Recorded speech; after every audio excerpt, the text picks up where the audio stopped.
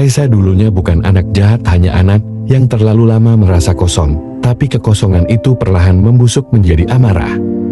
Sejak remaja, Reza sudah akrab dengan alkohol. Ia mulai dari botol kecil yang disembunyikan di bawah kasur, lalu jadi pesta-pesta liar yang berakhir di pinggir jalan. Di usia 17, ia sudah ikut tawuran. Di usia 18, ia mulai memakai obat-obatan. Emosinya meledak-ledak, dan siapapun yang menyenggolnya akan ia pukul tanpa pikir panjang.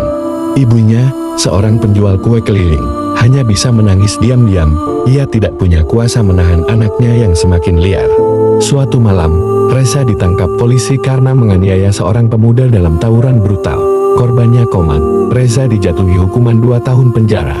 Saat Reza masuk penjara, ibunya jatuh sakit. Tapi ia tidak tahu, tak ada kabar dari luar. Ia sibuk menyendiri, menyalahkan dunia, menyalahkan semua kecuali dirinya sendiri. Lalu kabar itu datang seperti petir. Ibunya meninggal karena gagal ginjal. Ia tak sempat melihat Reza lagi. Tidak ada pelukan terakhir, tidak ada kata maaf. Reza terpukul. Untuk pertama kalinya dalam hidup, ia menangis bukan karena marah, tapi karena hancur. Di dalam penjara, Reza berubah. Ia mulai mendekat pada Tuhan, bukan karena takut neraka, tapi karena dunia di sekitarnya hancur, dan hanya Tuhan yang terasa nyata. Ia mulai menulis, merenung, dan mendengarkan kisah nabi lain. Ia tahu, hidup yang ia jalani selama ini bukan cuma keliru, tapi kejam. Ketika masa hukumannya selesai, Reza keluar sebagai orang baru. Wajahnya masih sama, tapi hatinya tak lagi ingin melukai. Langkah pertama di luar penjara adalah mencoba menebus hidup. Ia melamar kerja ke sana-sini, membawa map biru berisi ijazah dan SKCK. Tapi dunia tak menyambutnya. "Maaf, kami tidak menerima mantan narapidana," kata seorang HRD sambil mengembalikan mapnya.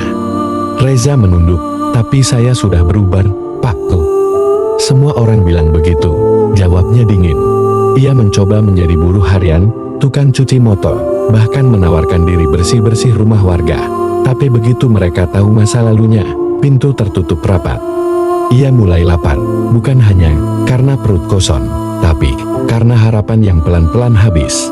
Sampai suatu hari, seorang tetangga lama memberinya ide, "Coba ke panti jompo itu, mungkin mereka butuh tenaga." Reza datang, membawa niat tulus. Ia diterima sebagai pekerja bantu tanpa gaji, hanya makan dan tempat tidur. Di sana, ia menyuapi kakek nenek yang tak bisa berjalan. Ia mendengarkan cerita lama yang diulang berkali-kali. Ia membersihkan toilet, menyapu halaman, mencuci pakaian. Ia mulai merasa berguna. Namun, hidup tak semudah itu. Suatu hari, seorang nenek kehilangan cincin emasnya. Semua menuduh Reza. Tak ada bukti, tapi masa lalunya cukup untuk membuatnya bersalah di mata mereka. Pengurus panti memintanya pergi. "Kami tak mau ambil risiko." Reza hanya diam. Kali ini ia tak marah. Ia hanya duduk di luar pagar panti jompo, menunduk lama, lalu menangis seperti anak kecil. Ia pulang ke kosan sempit, lalu meratap di lantai. "Apa aku memang diciptakan untuk gagal, Bu?" bisiknya sambil memandangi foto almarhum ibunya. "Bu, aku udah gak jahat lagi, tapi kenapa semua orang tetap lihat aku seperti dulu?" Ia pergi ke masjid malam itu, bukan untuk salat, hanya duduk di pojok, mencari tenang yang tak kunjung datang. Seorang pria paruh bayang menghampirinya, wajahnya ramah, suaranya pelan, "Kamu baik-baik saja?" Reza bercerita tentang ibunya, tentang penyesalan, tentang usaha yang selalu gagal. Pria itu hanya mendengar, lalu berkata, "Kamu tahu, Tuhan gak pernah menilai kamu dari siapa kamu dulu, Dia lihat kamu sekarang." Reza menatap pria itu, matanya sembab. "Gagal itu bukan dosa," lanjutnya, "tapi menyerah pada harapan. Itulah dosa yang sebenarnya." Hari itu, Reza pulang dengan hati yang sedikit lebih ringan. Ia mulai lagi dari nol, membersihkan halaman masjid, membantu pedagang sayur, mengantar barang. Tak ada gaji tetap, tapi ada senyum dari orang-orang yang perlahan percaya. Beberapa bulan kemudian, pria tua di masjid itu menawarinya kerja, jadi penjaga malam di gudang miliknya. Reza menerimanya. Gajinya kecil, tapi cukup untuk makan dan bayar kos. Ia bersyukur. Setiap malam, ia duduk di depan pintu gudang, memandangi langit, dan berbicara pada ibunya dalam hati. "Bu, aku masih gagal, Tapi aku nggak akan berhenti. Karena kini ia tahu gagal bukanlah dosa.